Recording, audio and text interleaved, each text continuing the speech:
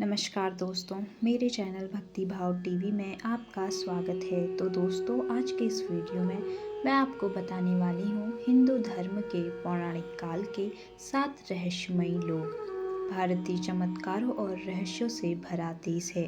भारत को देवभूमि कहे जाने के कई कारणों में से एक कारण यह भी है कि यहाँ दर्शन, धर्म और अध्यात्म सत्य सनातन है। इसके कारण ही दुनिया के अन्य धर्मों की उत्पत्ति हुई।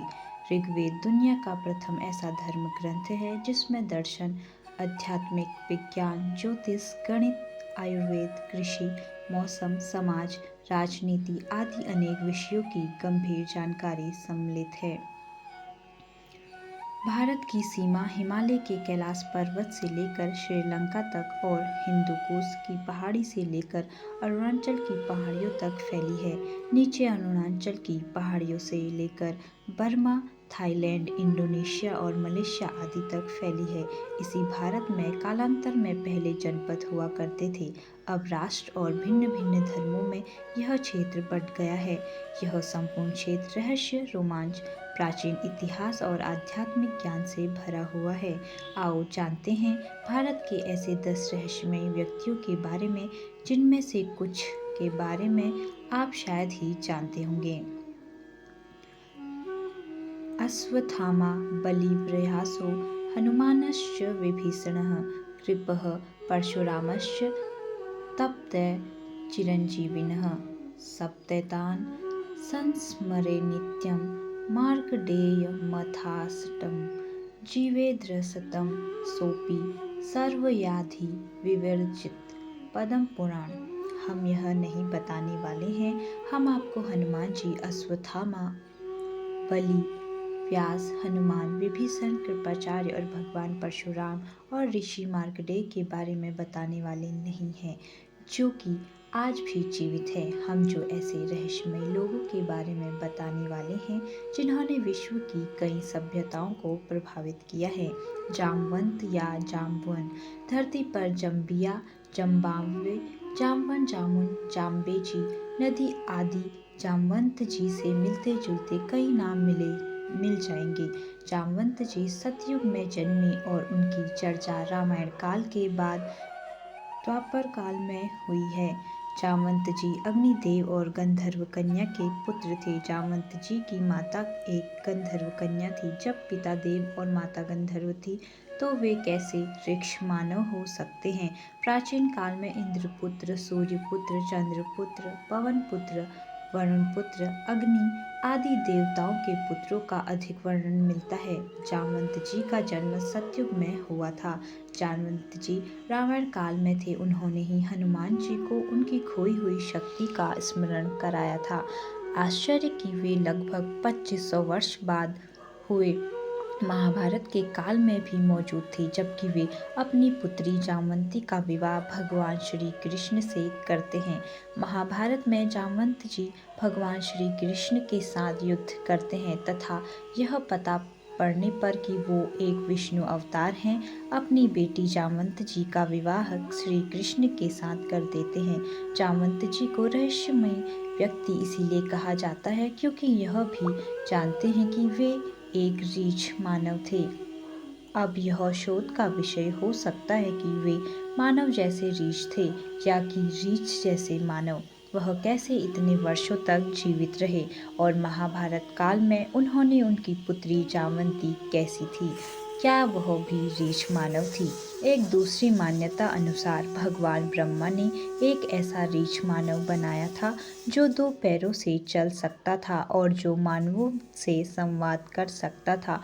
पुराणों के अनुसार वानर और मानवों की तुलना में अधिक विकसित रीछ जनजाति का उल्लेख मिलता है।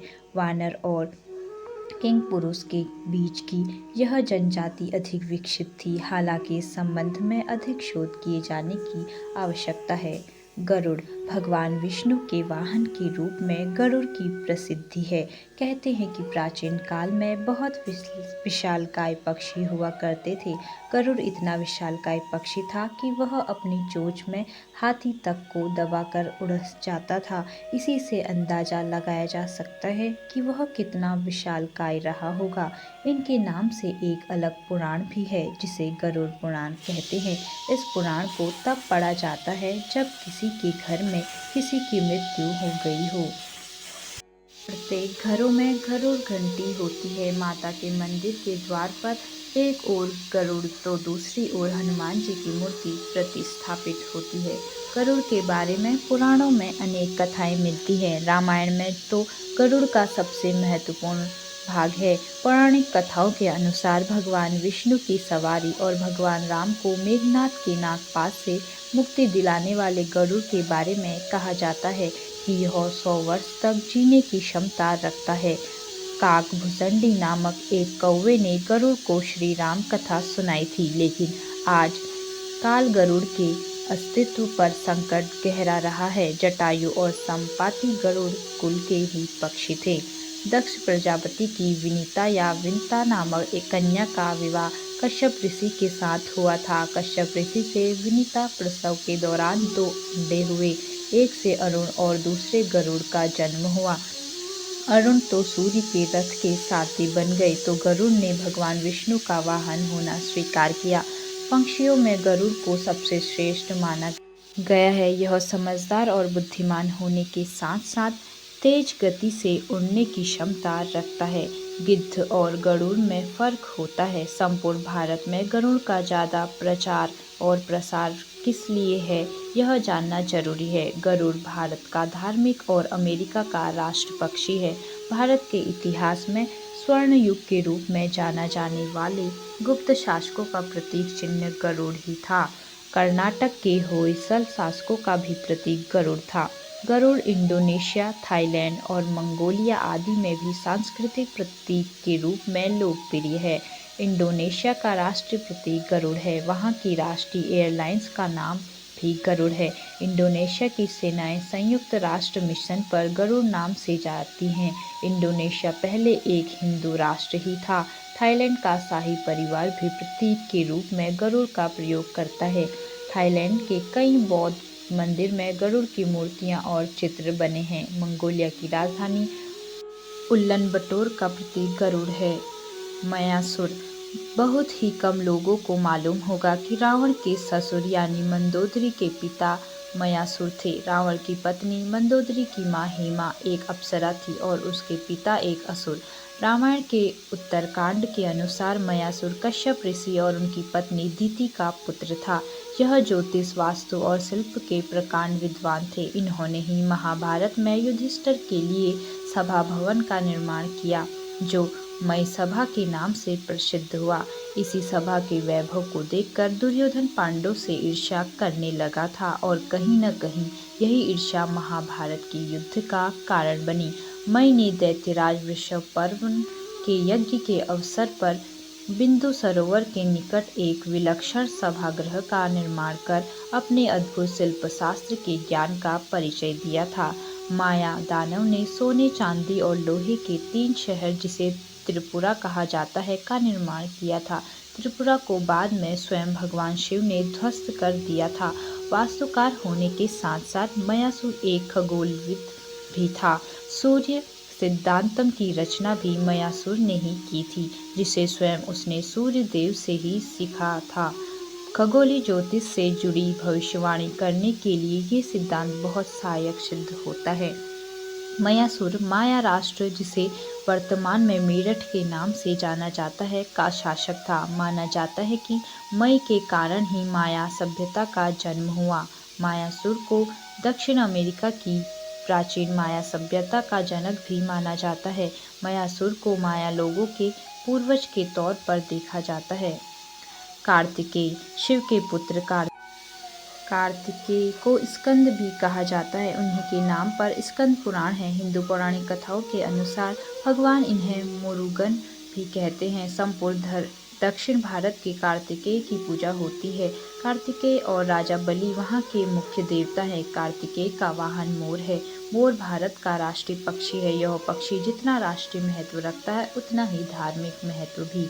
एक मान्यता अनुसार अरब में रह रहे यजीदी समुदाय के लोगों के देवता कार्तिकेय ही हैं, जो मयूर पर सवार है। भगवान स्कंद के नाम पर ब्रिटेन के साउथ वेस्ट वेल्स में स्कंद वेल नामक एक स्थान है। श्रीलंका में इसी नाम से एक स्थान है जहाँ रंगनाथन मंदिर है। मलेशिया की बात गुफाओं के प्रवेश द्वार पर शिवपुत्र कार्तिकेय की विश्व प्रसिद्ध विशाल प्रतिमा स्थापित है। यूरोप में एक स्कैंडिनेविया नामक एक प्रायद्वीप है जिसमें नॉर्वे, स्वीडन एवं डेनमार्क आते हैं। भाषा के जानकारों अनुसार संस्कृत शब्द स्कंदनाव से ही स्कैंडिनेवियाई शब्द की उत्पत्ति हुई है। कहते हैं कि यह नाम एक वैदिक ऋषि पर आधारित है। संस्कृत में वेलिका का अर्थ समुद्री देश और वेला का अर्थ समुद्र का किनारा। स्कैंडिनेवियाई समुद्र के किनारे स्थित एक देश है। महाभारत के शल्य पर्व में एक श्लोकानुसार इस स्थान का संबंध भगवान स्कंद से भी है। कार्तिकेय का वाहन मयूर है। एक कथा के अनुसार कार्तिकेय को यह वाहन भगवान विष्णु ने उनकी साधक क्षमता को देखकर ही भेंट किया था। मयूर का मान चंचल होता है। चंचल मन को साधना बड़ा ही मुश्किल होता है। कार्तिकेय ने अपने मन को शांत रखा था। वहीं एक अन्य कथा में इसे दंभ के नाशक के तौर पर कार्तिकेय के साथ बताया गया है।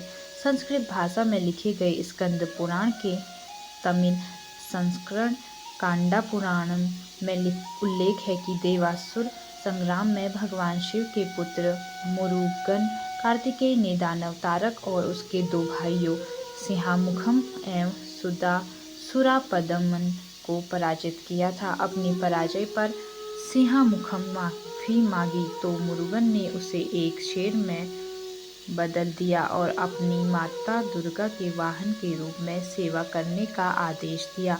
दूसरी ओर मुरुगन से लड़ते हुए सुरपदम एक पहाड़ का रूप ले लेता है। मुरुगन अपने भाले से पहाड़ को दो हिस्सों में तोड़ देता है। पहाड़ का एक हिस्सा मोर बन जाता है जो मुरुगन का वाहन बनता है, जबकि दूसरा हिस्सा मुर्गा बन जाता है जो कि उनके झंडे पर मुरुगन का प्रतीक बन जाता है। इस प्रकार यह पौराणिक कथा बताती है कि माँ दुर्गा और उनके बेटे मुरुगन के वाहन वास्तव में दानव हैं जिन पर कब्जा कर लिया गया है। इस तरह वो ईश्वर से माफ़ी मिलने के बाद उनके सेवक बन गए। शिव के गण नंदी। नंदी नामक बैल या बैल का दुनिया की हर सभ्यता में वर्णन मिलता है। सिंधु घाटी सभ्यता की खुदाई में शिव के नंदी नामक बैल की मूर्ति पाई गई है। दुनिया भर के शिव मंदिरों के बाहर नंदी बैल की मूर्ति मिल जाएगी। सवाल यह उठता है कि नंदी बैल थे या कि मानव। हो सकता है कि वे रूप बदलने की क्षमता रखते हों। भगवान शिव के प्रमुख गणों में से एक है नंदी। भैरव, वीरभद्र, मणिभद्र, चंदिस, श्रृंगी, भृंगिरिटी, शैल, गोकर्ण, घंटाकर्ण, जय और विजय भी शिव के गण हैं। माना जाता है कि प्राचीन काल किताब कामशास्त्र, धर्मशास्त्र, अर्थशास्त्र और मोक्षशास्त्र में से कामशास्त्र के रचनाकार नंदी ही थे। नंदी कैसे बने शिव के गण? शिव की घोर तपस्या के बाद शिलांद ऋषि ने नंदी को पुत्र रूप में पाया था। शिलांद ऋषि ने अपने पुत्र नंदी को संपूर्ण वेदों का ज्ञान प्रदान किया। एक दिन शिलांद ऋषि ने आश्रम में मित्र और वरुण नाम के दो दिव्य ऋषि पधारे। नंदी ने अपने पिता की आज्ञा से उन ऋषियों की उन्होंने अच्छे से सेवा की। जब ऋषि जाने लगे तो उन्होंने शिलांद ऋषि को तो लंबी उम्र और खुशहाल जीवन का आशीर्वाद दिया, लेकिन नंदी को नहीं। तब शिलांद ऋषि ने उनसे पूछा कि उन्होंने नंदी को आशीर्वाद क्यों नहीं दिया। इस पर ऋषियों ने कहा कि नंदी अल्पायु है। यह सुनकर शिलांद ऋषि चिंतित हो गए। पिता की चिंता को नंदी ने जानकर पूछा, क्या बात है पिताजी? तब पिताजी ने कहा कि तुम्हारी अल्पायु के बारे में ऋषि कह गए हैं, इसीलिए मैं चिंतित हूँ।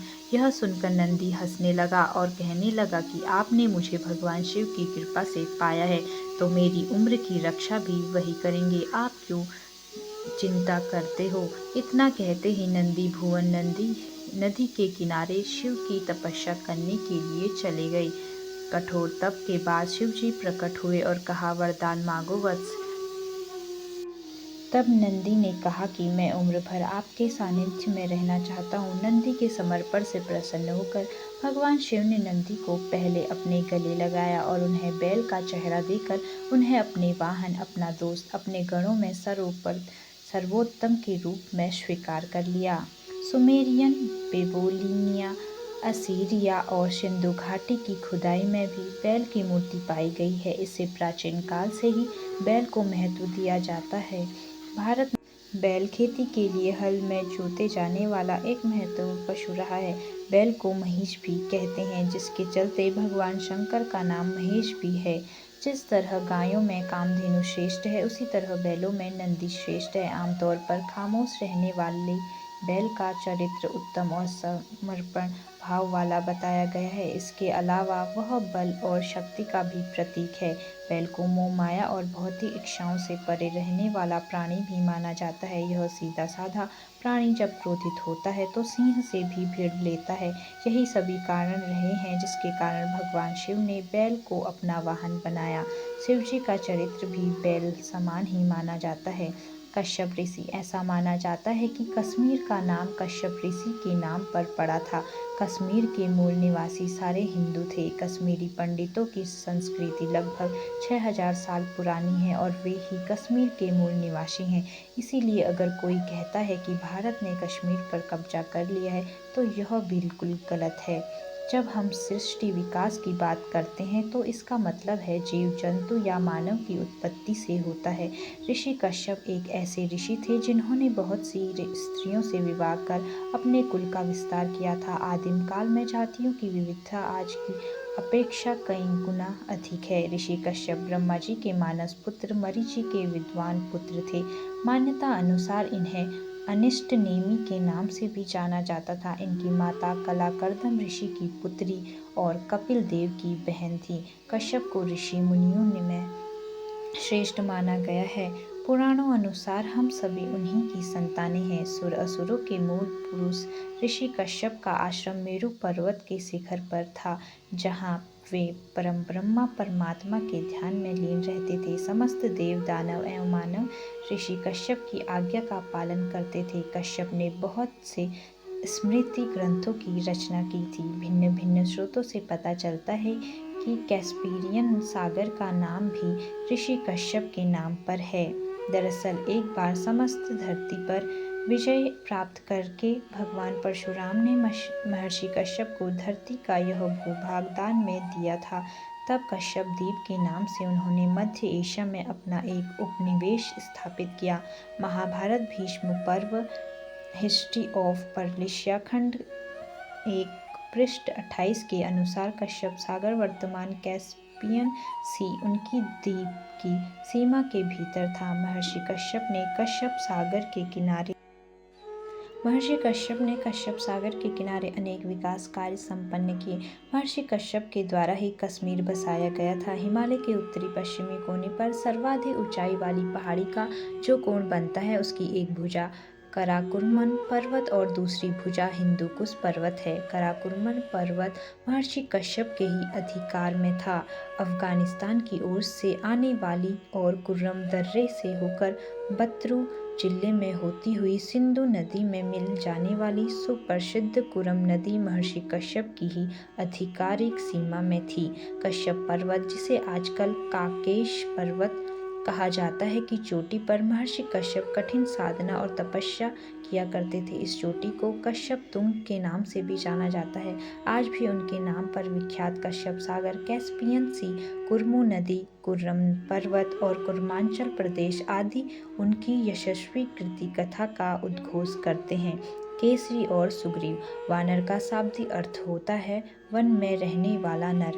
वन में ऐसे भी नर रहते थे जिनको पूंछ निकली हुई थी। नए शोधानुसार प्रभु श्री राम का जन्म 10 जनवरी 5114 ईसा पूर्व अयोध्या में हुआ था। श्री राम के जन्म के पूर्व हनुमान जी का जन्म हुआ था, अर्थात लगभग 7129 वर्ष पूर्व हनुमान जी का जन्म हुआ था। शोधकर्ता कहते हैं कि आज से 9 लाख वर्ष पूर्व एक ऐसी विलक्षण वानर जाति भारत देश में विद्यमान थी, जो आज से 15 से 12,000 वर्ष पूर्व लुप्त होने लगी थी और अंततः लुप्त हो गई। इस जाति का नाम कपि था। हनुमान का जन्म कपि नामक वानर जाति में हुआ था। दरअसल आज से 9 लाख वर्ष पूर्व मानवों की एक जाति थी जो मुख और पूंछ से वानर समान नजर आती थी, लेकिन उस जाति की बुद्धिमत्ता और शक्ति मानवों से कहीं ज़्यादा थी। अब वह जाति भारत में तो दुर्भाग्यवश विनष्ट हो गई है, परंतु बाली द्वीप में अब भी पूंछधारी जंगली मनुष्यों का अस्तित्व विद्यमान है, जिनकी पूंछ प्रायः 6 इंच के लगभग अवशिष्ट रह गई है। ये सभी पुरातत्व अनुसंधायक एकमत से स्वीकार करते हैं कि पुराण कालीन बहुत से प्राणियों की नस्ल एक सर्वथा समाप्त हो चुकी है। वानरों के साम्राज्य की राजधानी किष्किंधा थी। सुग्रीव और बलि इस साम्राज्य के राजा थे। यहाँ पंपा सरोवर नामक एक स्थान है जिसका रामायण में जिक्र मिलता है। पंपा सरोवर अर्थात होसपेट तालुका मैसूर का एक पौराणिक स्थान है। हम्पी के निकट बसे हुए ग्राम अनेगुंदी को रामायण कालीन किष्किंधा माना जाता है। तुंगभद्रा नदी को पार करने पर अनेगुंदी जाते समय मुख्य मार्ग से कुछ हटकर बाईं ओर पश्चिम दिशा में पंपा सरोवर स्थित है। भारत के बाहर वानर साम्राज्य कहाँ। तो दोस्तों, कैसी लगी आपको यह वीडियो, कमेंट करके ज़रूर बताएं। ऐसी ही बहुत सारी कहानियों, कथाओं और जानकारियों को सुनने के लिए मेरे चैनल को सब्सक्राइब करें। धन्यवाद।